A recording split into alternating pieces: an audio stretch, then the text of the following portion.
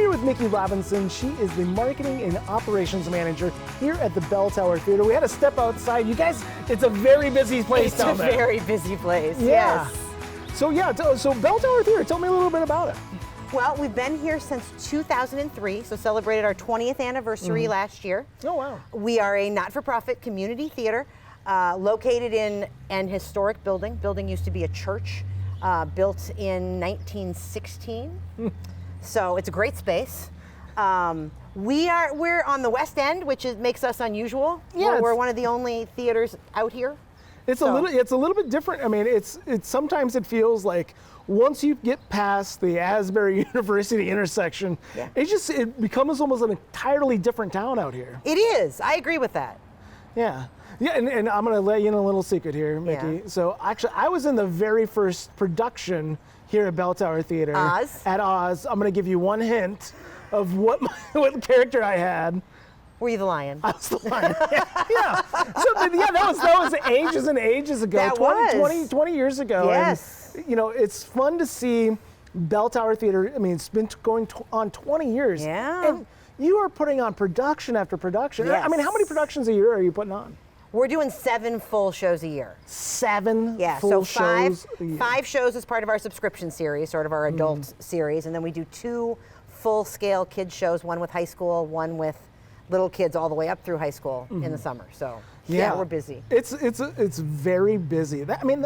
That level of buy-in from the community, not only as actors, but also the audience as well, right? Absolutely, yeah. We have over 600 season ticket holders, so people who come to all 5 of those subscription series shows, which is incredible. The support we've been getting is unbelievable.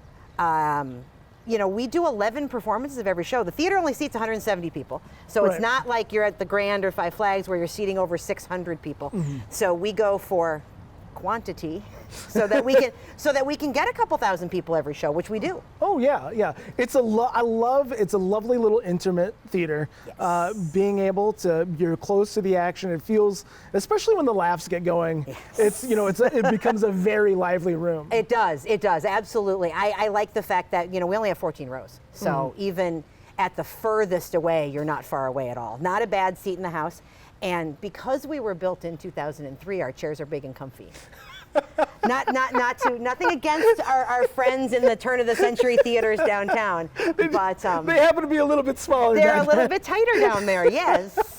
Right. That's interesting. I didn't think about that. Yeah, it's a unique space, and it's a part of kind of a unique community here on the kind of the western side of the town. Right? It is, and we love being in Fountain Park. I love the fact that we have all sorts of awesome things right here in our own backyard. All right. So you're doing full-blown kids productions. Yep. You're doing, but you're also doing a lot of comedies, a lot of farces. I mean, what kind of productions are you putting on here? Well, here's the thing. Back in, probably about 15 years ago or so, we decided that we wanted to laugh and have fun. And all we've done are comedies ever since. Right. We do concentrate on shows that have not been produced in the Dubuque area before. So most of the time you may not have heard of the shows that we're doing, but the nice thing is our audience trusts us now, and they know they're going to come and laugh and have a good time. Yeah, and you've got, with over 600 subscribers, you got a pretty loyal fan base. Absolutely. Yeah, and they're coming to a lot of, that's a lot of shows to get through in a year, right? It is, but it's basically, as far as the subscription series is concerned, it's basically every other month. We take the summer for the kids. We do show in June and show in July.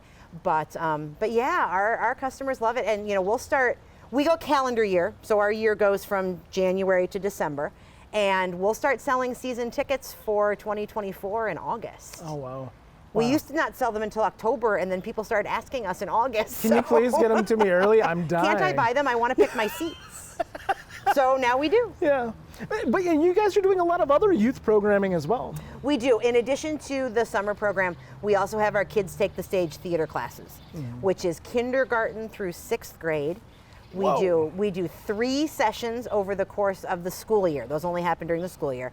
So we do a 6-week session in the fall, 1 in the winter, and 1 in the spring. They're lots of fun. Yeah, so what are they doing there?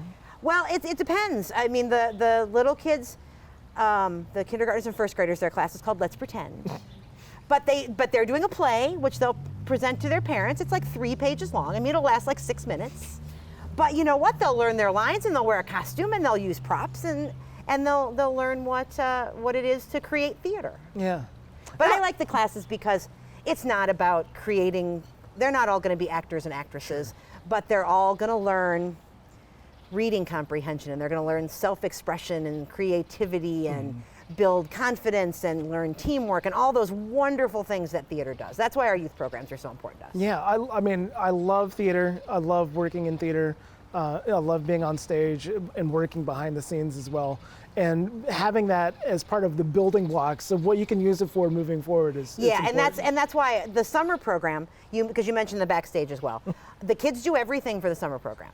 Kids work on marketing and concession. They sell concessions and they build costumes and props and sets and basically anything a kid could possibly do, we have them do it. And every single day they're at the theater, they're working with an adult artist who is teaching them and developing those skills in them. And theater's a collaborative art. You know, to me, it's from the very beginning of this program, it's always been just as important that the kids that kids are running tech and that kids are working on all aspects of the show. Because there's a lot that goes in putting on a show. Absolutely, being a tech kid myself, that's that didn't hurt that at all. Oh, Mickey, I'm gonna let you go because you have a very busy schedule that you've got to keep on. Yes. You got to keep these shows going. I know you got a show opening up here pretty soon. But yeah, we do. We're actually that's why we're not in the theater. Because right now there's a kids class going on, and 15-20 minutes after that kids class gets over, there's a technical rehearsal for A Fox on the Fairway, which runs until the 7th of May. And then at the exact same time downstairs in our other part of the building, there'll be a rehearsal going on for Godspell, which the high school kids are doing in June. Oh, wow. So it's a very busy space. It is. But a lot of learning and a lot of fun's happening. Absolutely.